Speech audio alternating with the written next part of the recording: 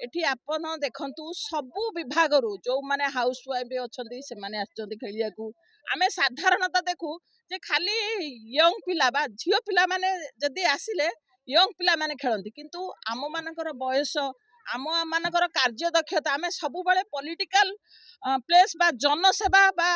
लोक मानक काम करिया पई फील्ड के आसु किंतु ये गोटे ये फाउंडेशन गोटे सुजोग दैछि जे आमर भी मन अछि आम शरीर आमे एठी आसी सखाळु जो निज भितर आत्मीयता गोटे सांगसाथी भितर निजर पिला दिन को उद्यापित करिया पई ये संस्थार प्रयास को आमे साधुवाद करूचु